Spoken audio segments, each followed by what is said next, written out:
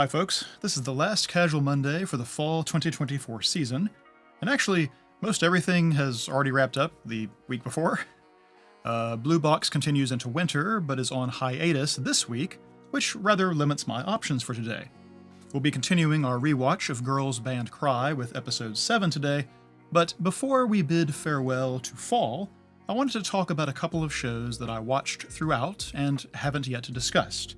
The first is Ranma 1/2, a show that I had a lot of fun with, and I'm just going to share what I liked in general alongside a few key scenes or decisions. The other is the stories of girls who couldn't be magicians, and for it, I have a brief overview of thoughts followed by a kind of half-serious interpretation of the story, in which its two magic systems serve as metaphor for something else. Both of these shows I watched week to week, and both were nice mood choices for my purposes, so I wanted to share a little bit about them. Next season, I'll be changing up this show a little bit. Outside of the rewatch choice and the returning second part of RE0, the episodes of shows I talk about in any given week will only focus on a single element or scene, whatever it is I think I most want to discuss or point out.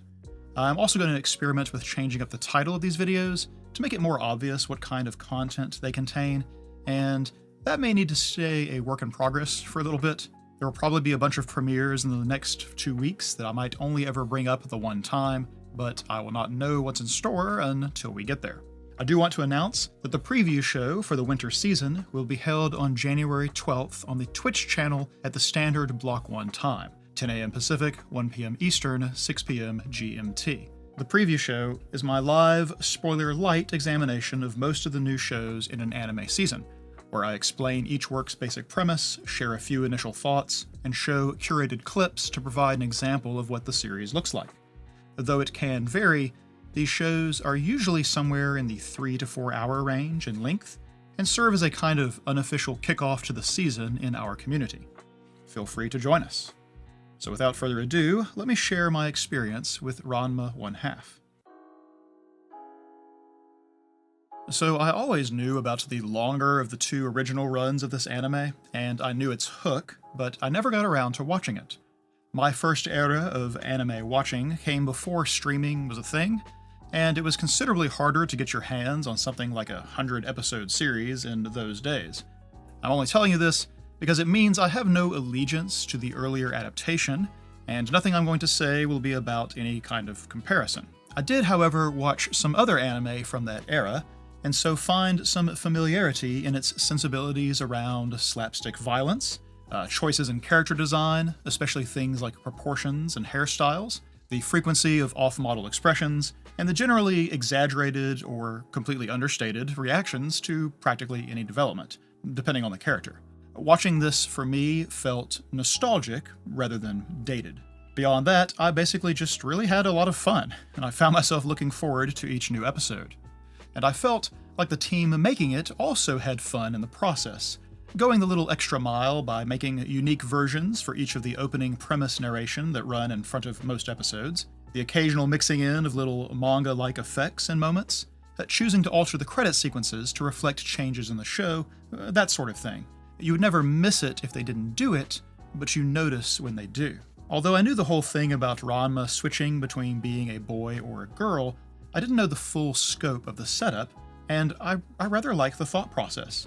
It seems our storyteller wanted to make a martial arts-focused work, but rather than making some kind of sports anime centered around a certain discipline, or spinning out some kind of historical fiction epic, we instead get a high school rom-com in a version of the 1980s where people think nothing of integrating martial arts into everyday activities.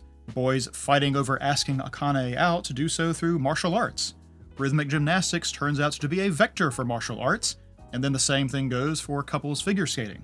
People like Ranma and his father and Ryoga go on training quests like it's a normal hobby, and a village of Chinese Amazons like Shampoos, where skill in martial arts can bring great honor or shame, are just a semi-normal thing to run into.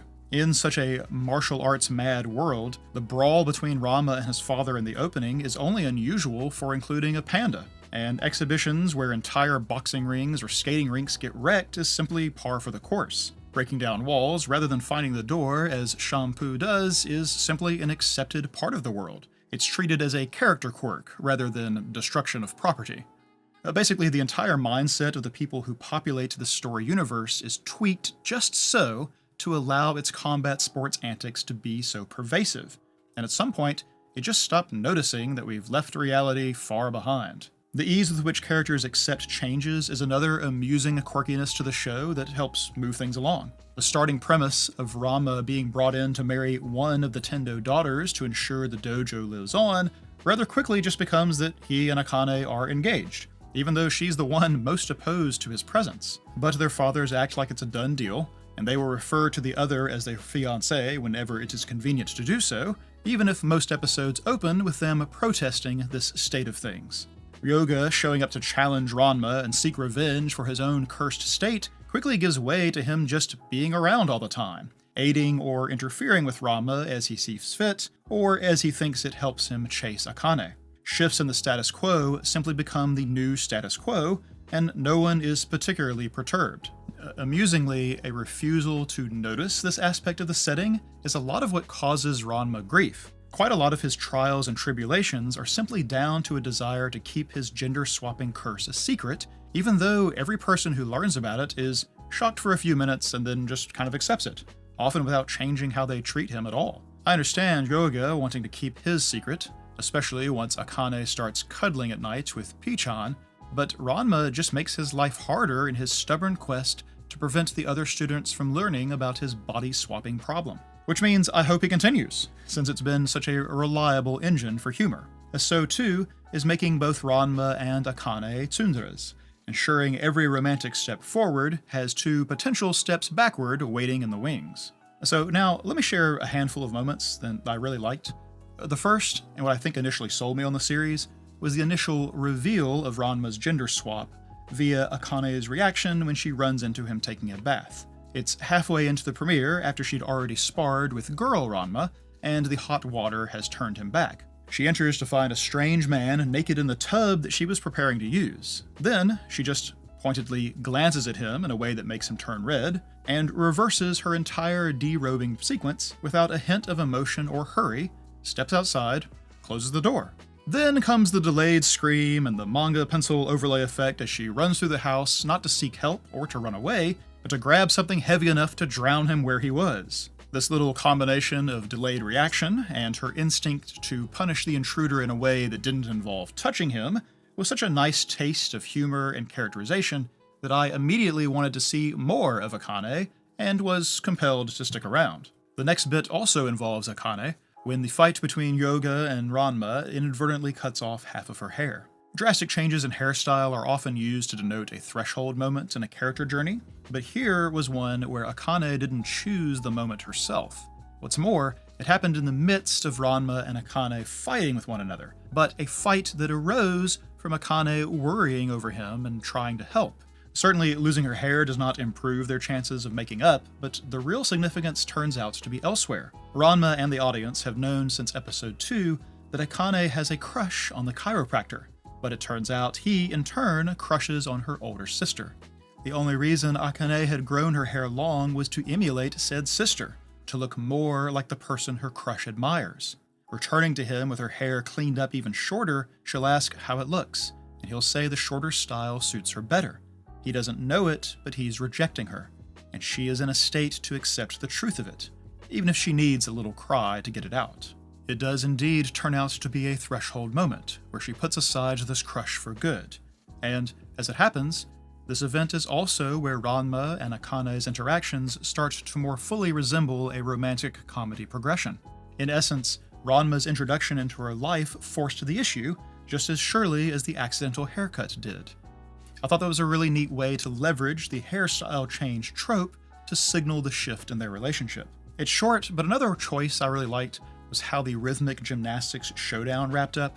Serial escalation is a problem in lots of fighting stories, where the envelope must continually be pushed to make subsequent encounters still feel like a challenge for characters that are presumably getting stronger as they go.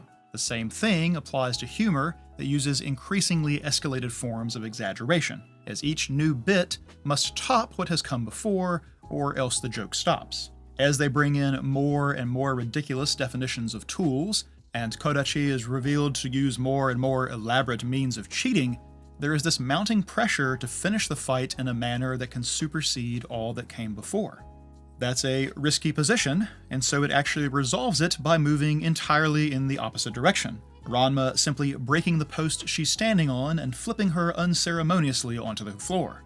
That, to me, showed an awareness of the problem of escalation, and they solve it with a deft touch. Lastly, there's just a bunch about Shampoo that I enjoyed, not least of which is that her secret technique to erase Ranma from Akane's memories was literally just shampoo, and you thought it was just a silly name. The dynamic in the series after Ranma defeats her as a boy is a nice evolution of the gender-swapping mechanic. To that point, Ranma had been able to switch bodies to suit the situation, as sometimes it was more advantageous to be a boy, other times a girl. The Shampoo that wants to kill girl Ranma, but canoodle with boy Ranma, defeats this tactic. She is unwelcome attention no matter which way he presents, putting a new pressure on him that he can't easily evade. Her presence also stirs up jealous behavior in Akane, which both rather reveals how she feels and makes her extra hostile at the same time.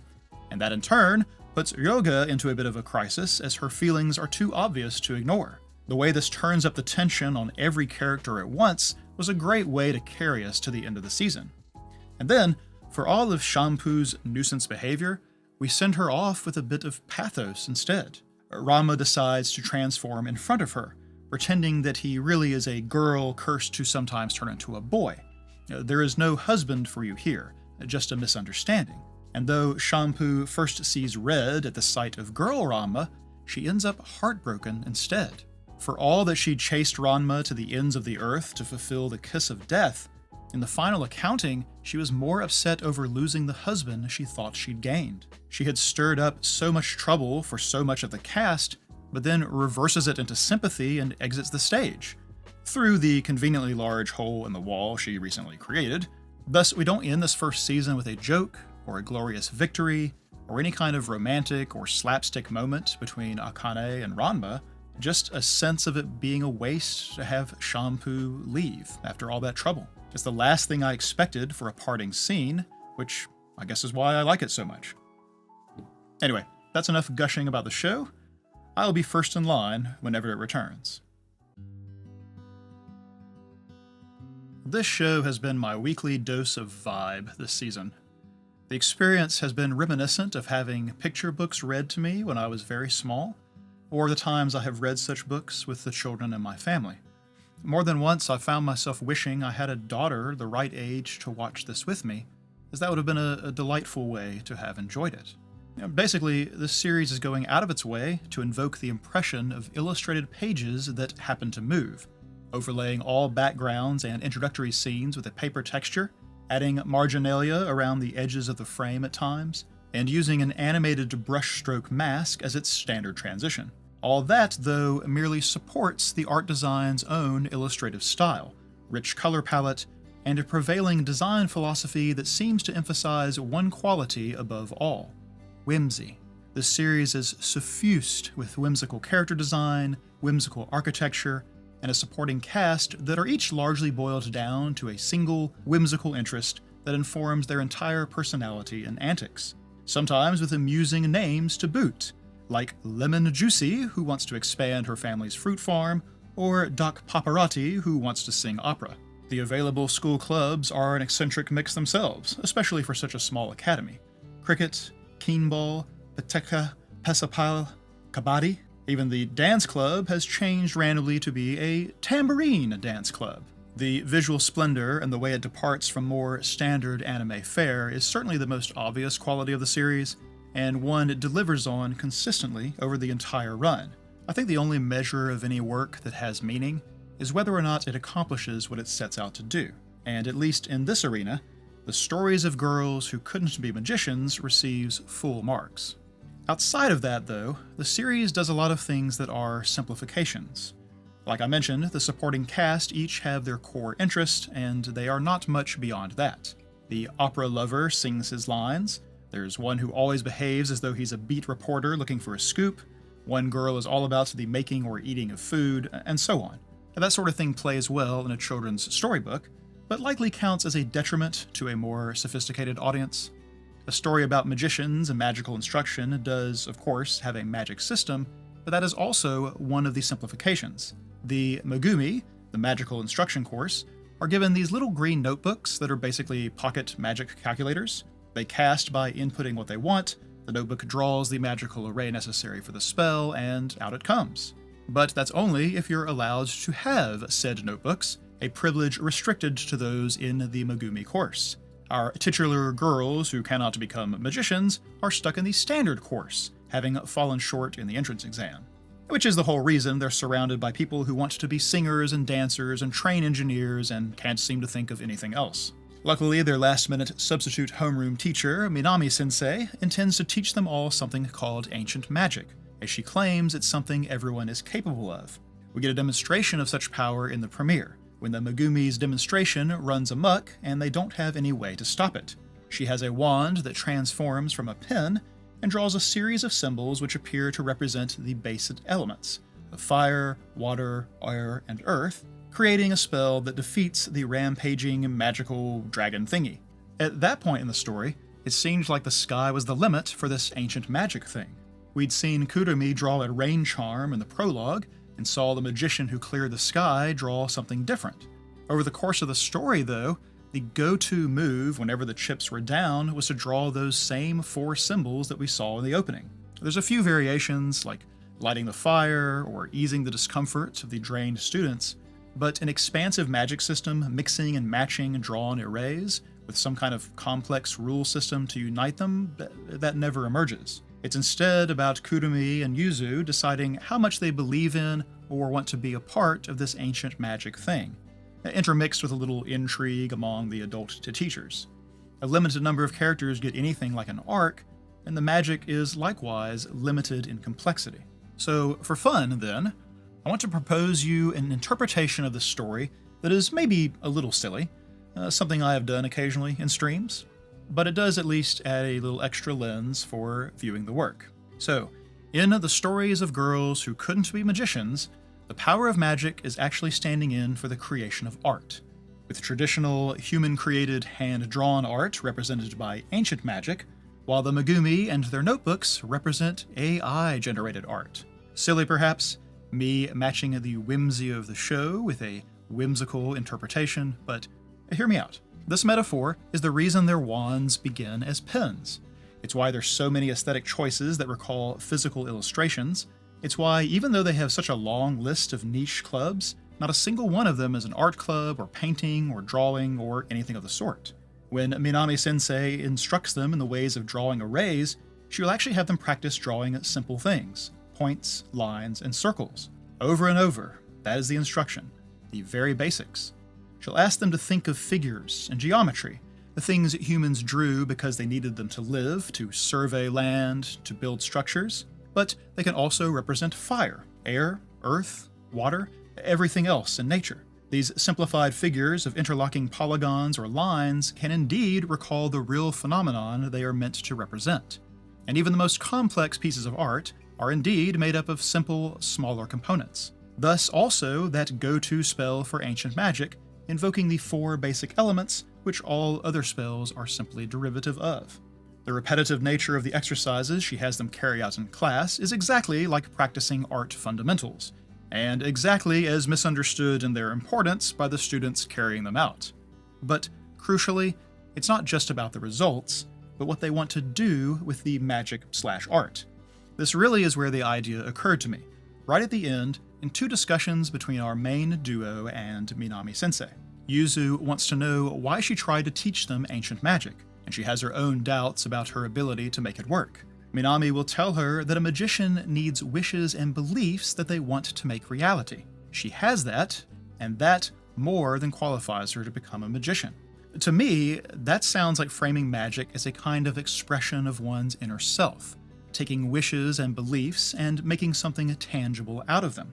When Kurumi has her conversation, in the same spot in fact, she'll share that she used to think it was taking a magic notebook and going pow that made you a magician, but that meeting Minami made her realize becoming a magician is about more than casting spells. In both conversations, there is a minimizing of the result of a casted spell, the result of an artistic work, and instead a focus on some other intangible quality.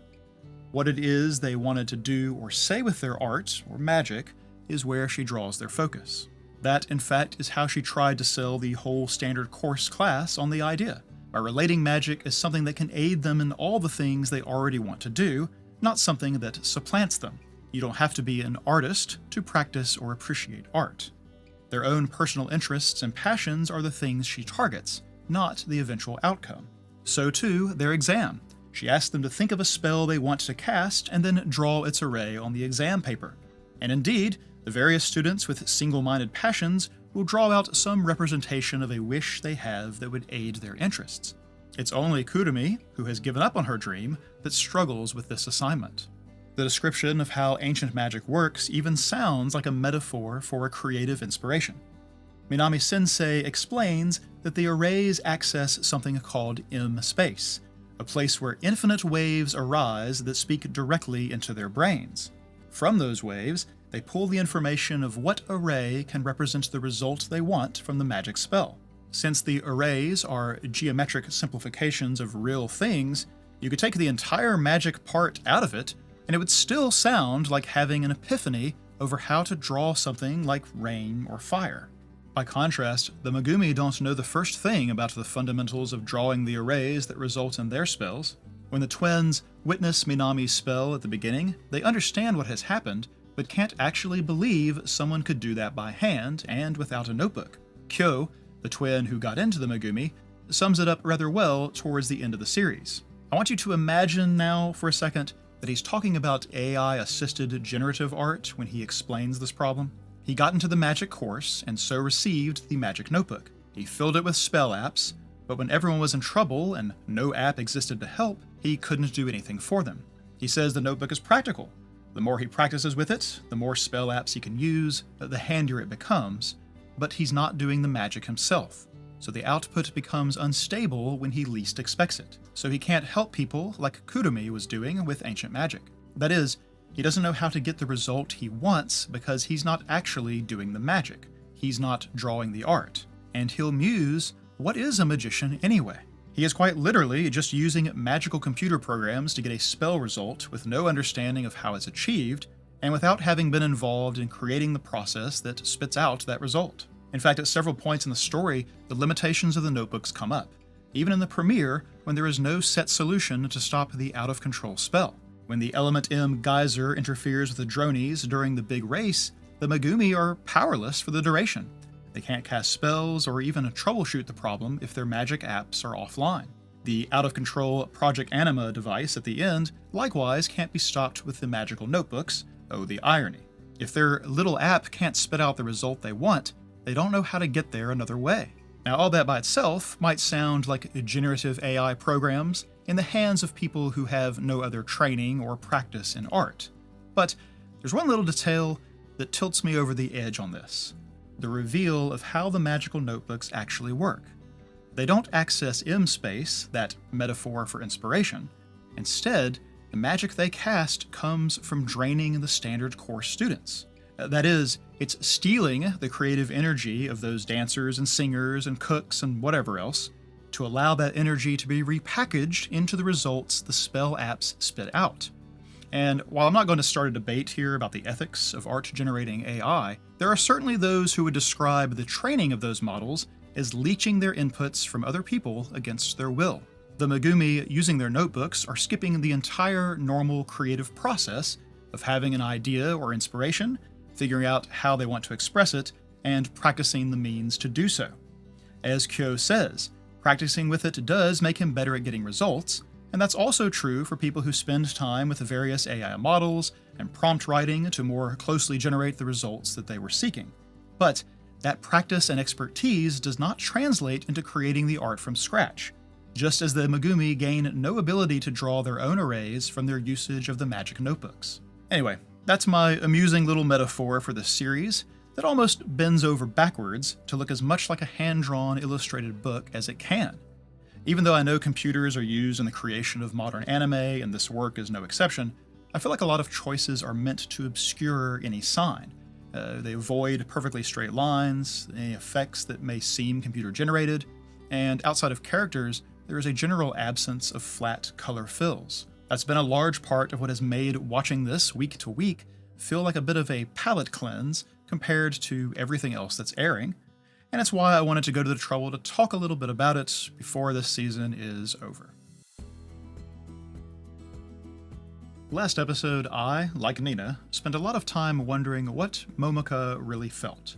The girl who is fired up about collecting people oozing misery, like Subaru and Nina, hasn't seemed very fired up about anything lately. The more serious Nina became, the more Momoko seemed to retract.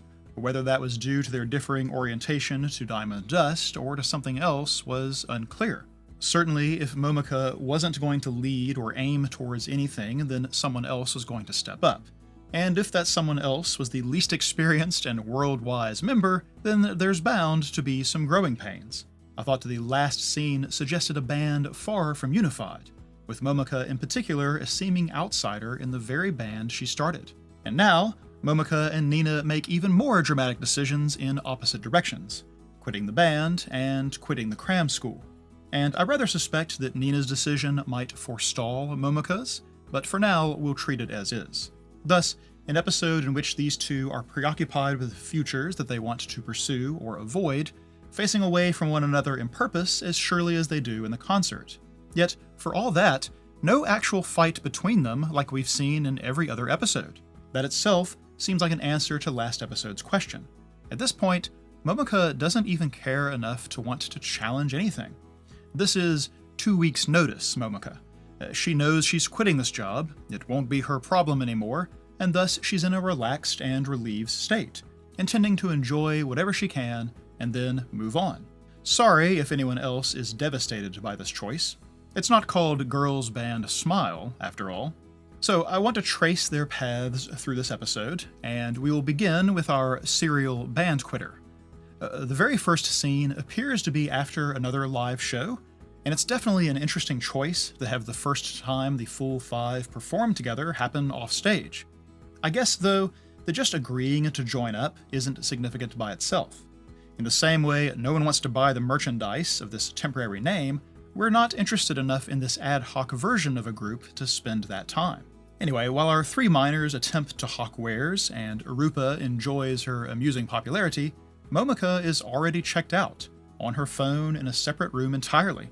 She is presumably getting messages from Mine about the show that will form the episode's narrative, and is smiling over the prospect.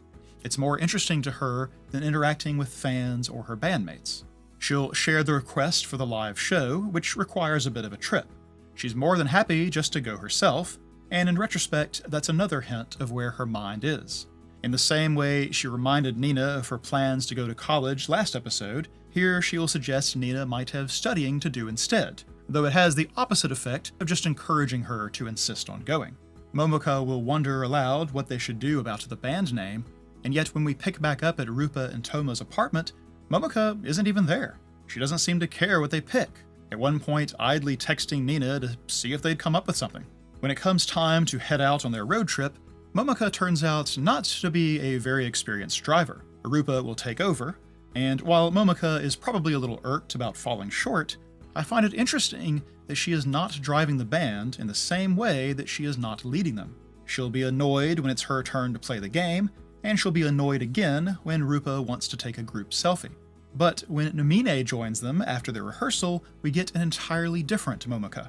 Here's someone that calls her by a nickname, someone she respected, someone she responds to with energy and smiles. Nina says the obvious, she's like a different person, and Rupa suggests that it's close to how she used to be, an echo of Nina's own observation about the picture she saw.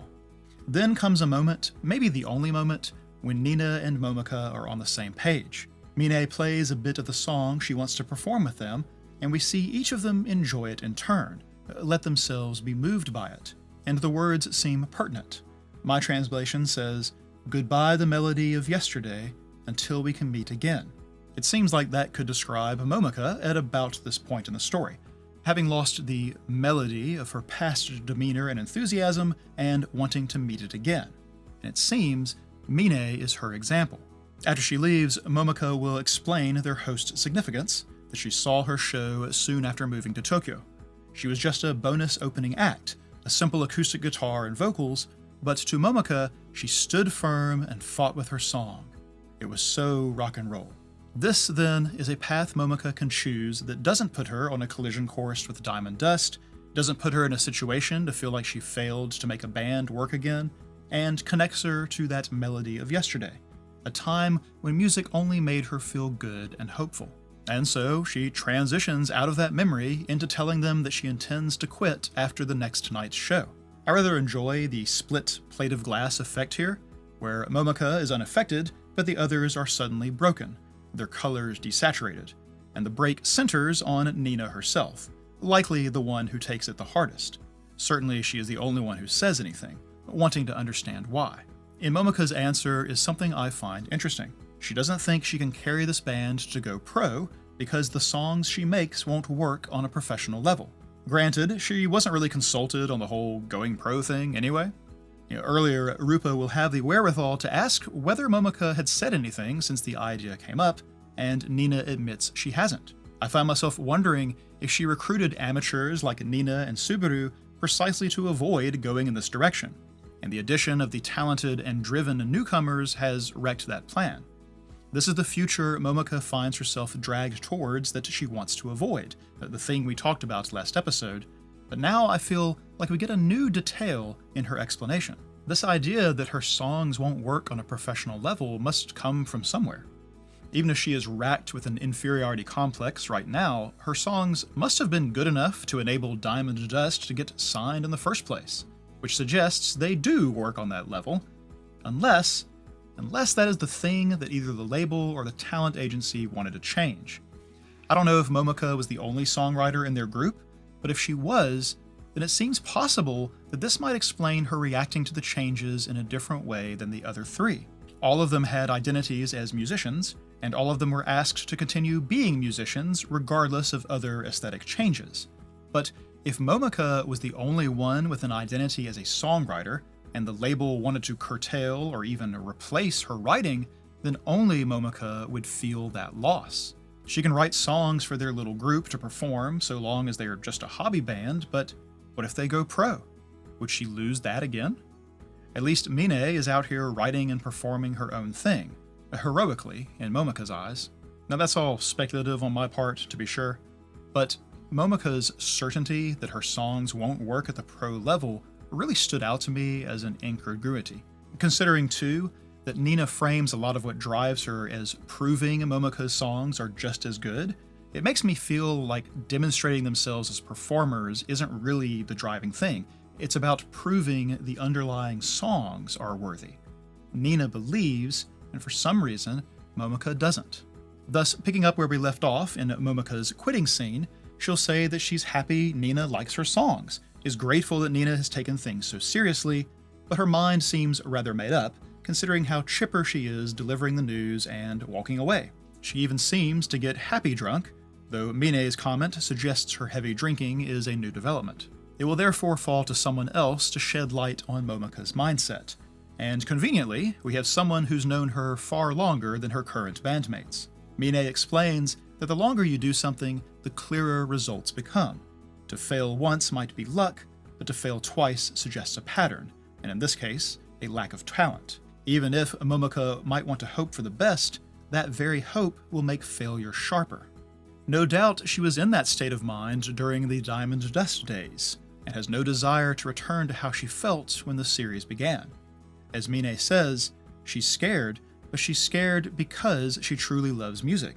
Last time, she very nearly put it down for good, after all. It's an uncomfortable spot for her. If Momoko really doesn't want to be in a band that goes pro, or is too afraid of failure to invest her hopes and efforts into it, then truly it's better to tell them sooner rather than later. Tomo is also a songwriter, and Nina is their singer. Replacing Momoko with a competent guitarist and continuing forward isn't an impossibility, though losing her experience and industry contacts would probably hurt. However, it's Momoko in particular that accounts for a lot of Nina's enthusiasm and drive. Momoko has challenged and pushed Nina to become their front, and Nina has done so despite how it clashed with her personality and tendencies. Even part of the end song seems to reference this, the part where Nina remembers encountering Momika busking, while the lyrics say, "You don't have to be afraid, so stop hiding. Come and dance with me," you said. Somewhat unfair for Nina to work hard to meet those expectations, only to have Momika bail out. Nina then comes to a different conclusion, so let's start over and look at her path.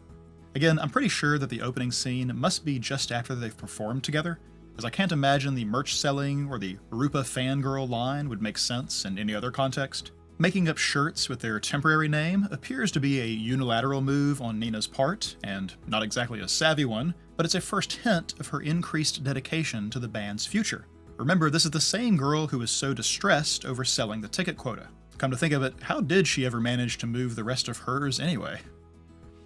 As mentioned, Nina will choose the away show over the studying she is supposed to be doing, and then it's time to fuss over the name. The three youngins are the only one invested in this, Tomo outright declaring that she'd rather quit before remaining in a band called Shin Kawasaki. Each has suggestions, and suggestions for why the other suggestions are terrible, and evidently they brainstorm a long time without a conclusion, so long that they even seem physically drained. This entire part of the episode speaks to their lack of unity. We have a return of everyone facing a different direction around a table, with the bonus of Rupa present but not participating, and Momika absent entirely. However, debating an answer long into the night is at least evidence of their investment in the name. It matters to these three at least, and by extension, so does the band. Nina ends up with unexpected company awaiting her return, and the audience gets an unexpected backstory. And as a bonus, an unexpected moment to see the overhead light turned on at last. Anyway, I'd wondered in past videos if we might get third-party insight into Momika's or Nina's pasts. At the time, I was thinking about Diamond Dust and the ex-friend that joined them, but we instead get insight from Mine and Nina's sister. Well, we'll take whatever we can get. The occasion of this visit is Nina's slipping grades and attendance at the cram school, as evidently they do reach out over that sort of thing, and her sister has done her a solid by coming in her father's place. That gets them talking about why she's even in this circumstance. It seems her father is an educator himself, and well respected, and so Nina's truant behavior reflects poorly on him. I'm going to guess that this might also have something to do with the lack of response to her bullying, as it'll be explained that there was the option to overlook the bullying to put the school in a position to owe them. It sounds like a lot of face-saving behavior. It's embarrassing to the school to have this bullying issue, and it'd be embarrassing for her father to cause the school trouble as a fellow educator. If you remember before when I talked about the family precepts, they struck me as performative, that her parents prioritized image consciousness over the impact it has on their daughter. This new information only reinforces that conclusion, to my mind, that her father is more upset at her skipping school than he is worried about her well-being, that he'd be fine with her persisting in that environment and getting a recommendation as a favor for keeping quiet. The problem with that plan, aside from how it harms Nina, is, well, Nina.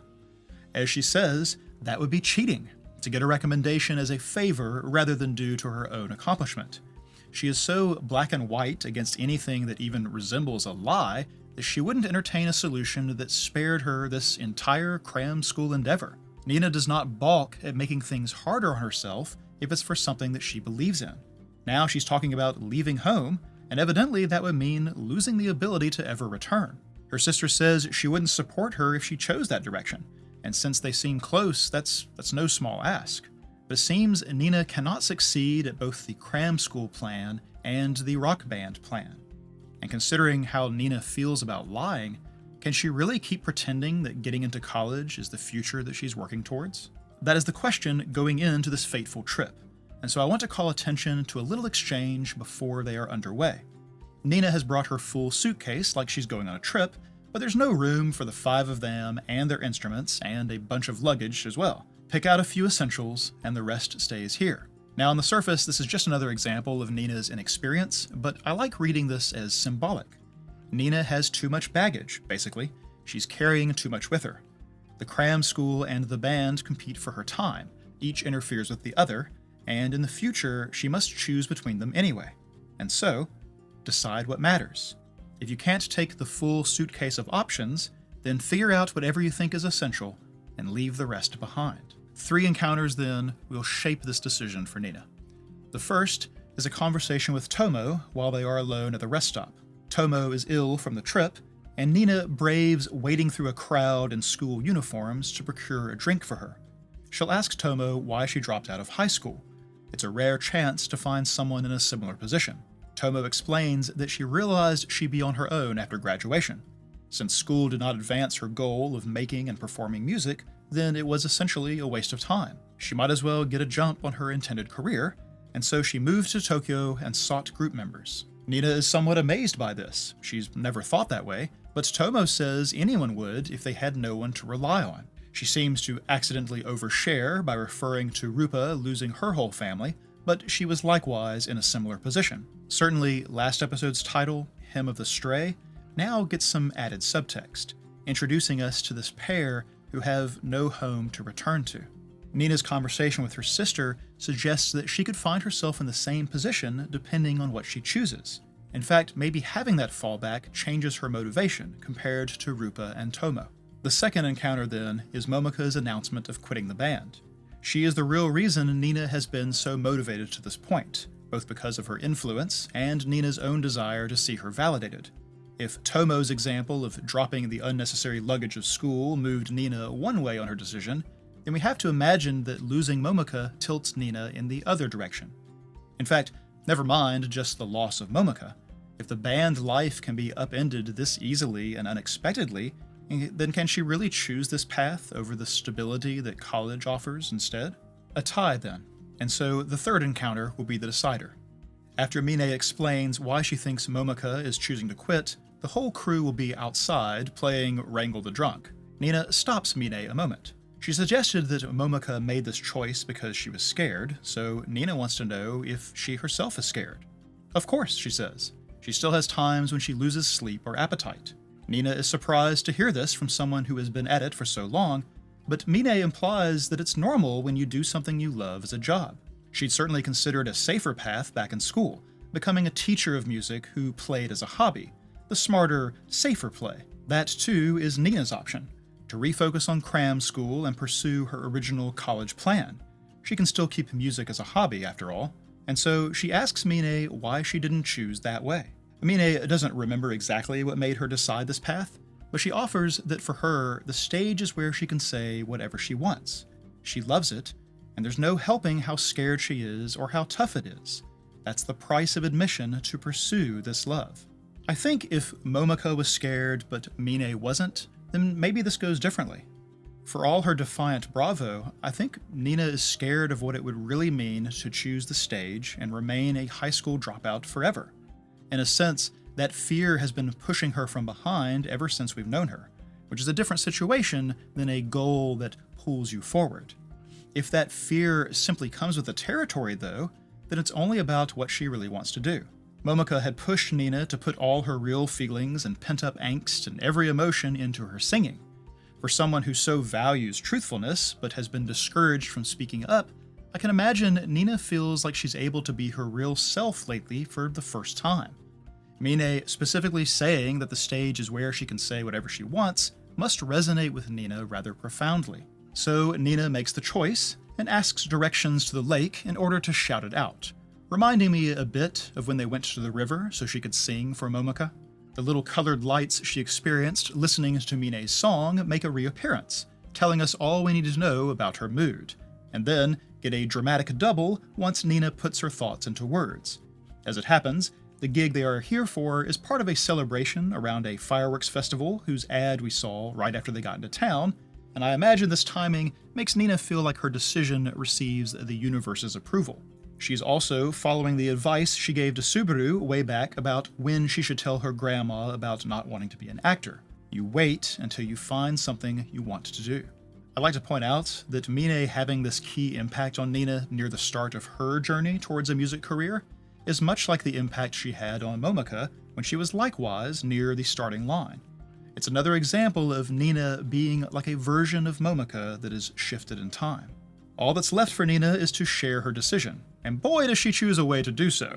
She'll sneak onto the stage ahead of the others and attempt to find a name to introduce them on the fly. She'll settle for something off a shirt, Toganashi Togiari, Without thorn, with thorn. Evidently, officially the band name translation is Thornless Thorn. An amusing choice, considering how thorny the band and their path actually seems at this point. Maybe the name is more of like a goal than a description of the current reality. For me, the significance of this name origin is how haphazard it is. Like, it's a good thing that someone in the front row wasn't wearing a shirt that said Undine or Dream Girl. They spent all that energy and angst on finding a name throughout the episode over a matter of days, and now it's like the choice has become inconsequential to Nina compared to the real decision that she has made. A sudden reordering of priorities or goals like that always mark key threshold moments for characters, and this is Nina's. It's the 7th episode, the dead middle of the series, and we finally have a name and a band. But it's also the moment that Nina has abandoned her starting path and chosen another. A name picked before now would be describing a band that no longer exists. I think it's possible that Nina intended to make her announcement before they played, considering what her preamble consisted of, but she rambled on overlong, and Rupa interrupted her for everyone's sake. We then get a rather Nina-focused performance. At times, it's like the camera forgets that anyone else exists. It's also the first time Momoko doesn't sing with her, and in fact, most of the band is looking away from one another, a performance of 5 individuals rather than a single group. And while the rhythm section is having a good time, this is quite the contrast with the last performance for Momoko and Nina, who were all grins then and nary a smile to be found this go-round. Nina's tension lines become a special effect all their own, building into a veritable firestorm by the end. Let there be no doubt she's pouring all her emotions into the performance, practically a crystallization of the singer Momoko was prompting her to be all along. And then, addressing each of them by name, she announces her decision. While Subaru has a kind of "now you've done it" reaction, Momoko seems to recognize the challenge. It is, in fact, the first time they look right at each other when she shares it. Like I said earlier, I feel like this might forestall Momoko's decision, but we're going to have to wait and see the actual impact. The question now, I think, is what kind of band do we even have? While I chose the paths of Momoko and Nina as my vector for discussion this week, I could easily have chosen to explore all the ways they seem dysfunctional and fragmented, alongside all the ways they are not. The thread of failing to choose a name is the most obvious example of their disunity. It's the one thing that applies to all of them, and so should be the one thing they can all accept. No consensus was even reached. Nina just seized the initiative to change it to something, anything, to draw a line between her past relationship to music and her new one. Shin Kawasaki, their placeholder name, was one chosen by Momoko. And there's a part of me that thinks we might have just witnessed a change from this being Momoko's band to being Nina's band. Momoko, as the de facto leader, while having no desire to lead and nothing to steer towards, is arguably part of why they are in this fractured state. I don't know if this is really Nina taking the helm, but just this difference between them might give cause for a more optimistic outlook. And truly, there are moments of unity or intermixing dotted around the episode.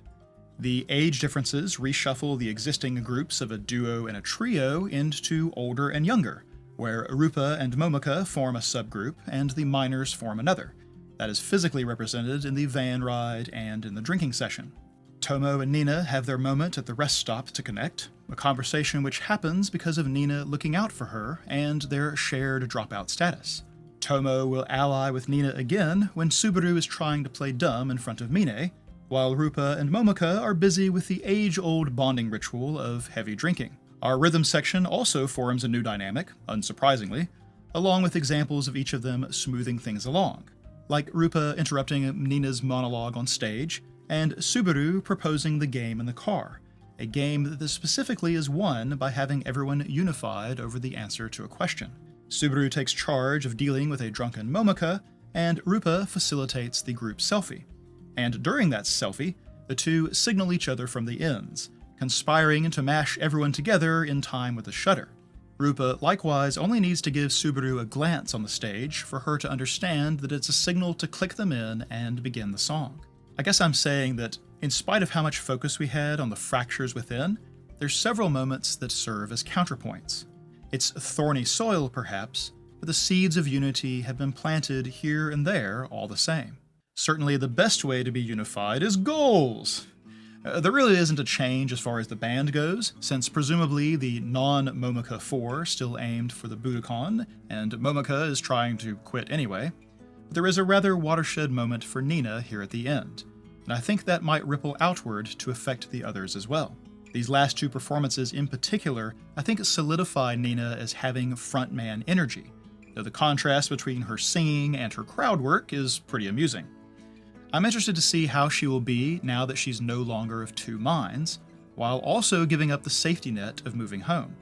I can't help but feel that there might be a brewing conflict there. So, in conflicts, what happens to Nina's situation if she officially quits cram school? I'm presuming the money for her apartment and expenses is coming from home, since there has been no talk of part-time jobs. Her sister made it sound like she'd be cut off from the family entirely if she makes this choice, so I have to imagine there is a pending crisis. Our anti-liar wouldn't follow Subaru's example and pretend to keep going to cram school to keep her way of life, after all. In practical terms, that seems like the most disruptive result of this episode. But in emotional terms, the intention of Momika to quit the band looms larger still. Nina's announcement may not forestall it on its own, though I could see Momika wavering between feeling guilty for Nina's path and feeling trapped by her announcement. If I had to guess, this conflict of Momika quitting is either a non-issue at the beginning of next episode, or it's the thing that forms the direction of the whole thing. While the band doesn't technically need her versus any other guitarist, she is a key part of what drives Nina, so I can't imagine she lets her go without a fight. Characterization is again something that I've mostly covered in the main section, but I have a few little addendums. Although Tomo last time was the key member to convince in their group, I found it interesting to see her defer to Rupa's judgment when they were discussing whether to join Momika for her friend's live show. She's a match for Nina when it comes to being headstrong, but apparently trusts Rupa enough to be pliable. It reminded me of how Momika and Nina were for a brief while earlier in the series, and I guess that makes me think they could go back to that way again if they will go through as much together as Rupa and Tomo seem to have gone through. Not actually sure that's in the cards for our story, but it stood out to me. I also want to highlight the moment she tells Nina that she has to do the show properly, despite Momika's shocking announcement. She says you have to pay the audience respect, and I find that a neat insight into her outlook. In this way, she thinks like a professional already. Rupa ends up having a bit of a team mom thing going on, but also a little streak of passive aggressiveness. I recognize this kind of personality from my own years doing work in the service industry, where all the customer-facing interactions start to seep into your default manner. Her delight in Momika and Nina's Cold War, the crowd-friendly way she cuts Nina off on stage, and her apparent habit of drinking people under the table are an interesting counternote to all of her other easygoing and understanding tendencies. I'm glad they gave her this tiny bit of spice. It's also interesting that she, along with everyone else, raised their hand at Nina's question about having few friends. With the rest, I understand, since I don't think Subaru counts her acting school peers as real friends, and the other three kind of have some misanthropic tendencies. However, Rupa seems like she could have as many friends as she wanted. If they are few in number, then it strikes me as a personal choice. Maybe she'd rather focus that energy on music, or on Tomo, or she just has a good disguise as a people person and prefers some distance. Or maybe losing her whole family left an impact we can't yet appreciate. I hope we have some occasion to gain more insight into her, like we did for Tomo in this episode. For world building, we got to see the ever so glamorous life on the road for a fledgling band. I enjoy these little reality checks we get from time to time to help balance what is frankly an incredible progression on the musical writing and performing side of things. We covered it already, but the insight into Nina's home life really does help elucidate her decision-making process throughout the series. The prospect of her being cut off for good for leaving cram school isn't something either sister even questions, and that tells us a lot about what her childhood must have looked like.